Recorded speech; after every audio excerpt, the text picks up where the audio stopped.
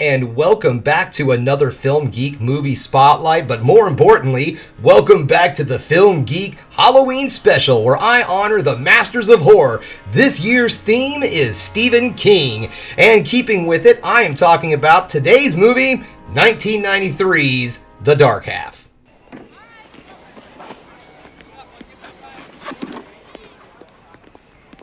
Would you autograph your book for me? Just make it out to Fred. Fred Clausen. That's not my book. Isn't it? No. Look here. Pictures of Phony. The name, too. George Stark. Phony. I know all about it. The Dark Half is directed by George A. Romero, and it's starring Timothy Hutton, Amy Madigan, Michael Rooker, and Royal Deno. An author's fictional alter ego wants to take control of his life at any cost. Stephen King has said in interviews that the story in this film is actually a bit autobiographical. King was inspired by the events that took place when he revealed his own pseudonym, Richard Bachman.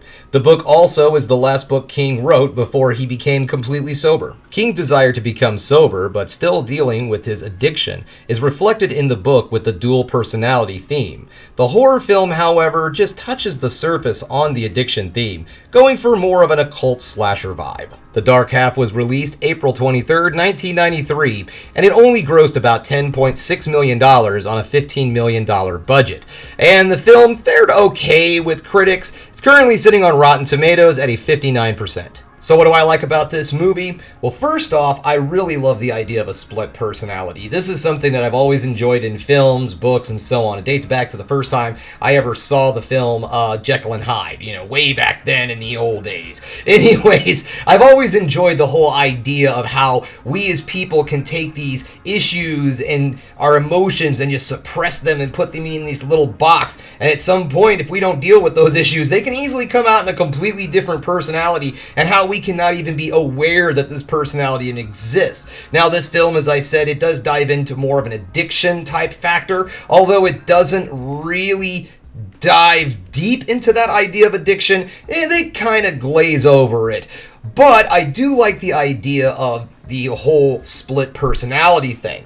The other thing about this film is it's not insanely scary, not a lot in the jump scare department. It's more of a psychological, not necessarily slow burn, but it deals in more dark elements, a lot of atmospheric horror and things of that sort. It doesn't try to scare you out of your seat, it just tries to really make you feel uncomfortable.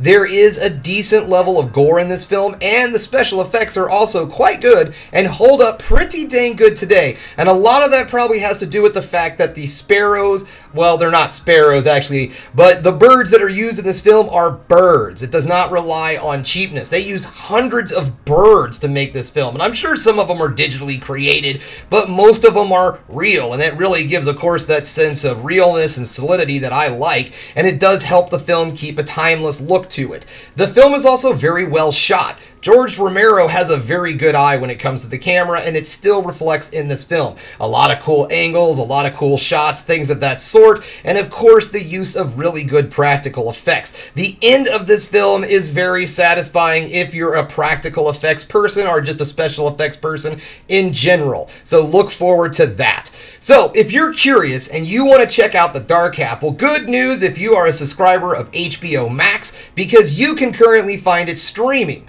Now, if you don't have HBO Max, don't worry, it's still out there for rent on places like YouTube, Google Movies, and Vudu. Okay guys, that brings us to the end of another Film Geek video. If you liked what you saw here today, go ahead and subscribe to the channel, ring that bell for notifications, and give me the old thumbs up so I know you like what you're seeing. And if there's one more thing you can do, folks, that is keep watching movies.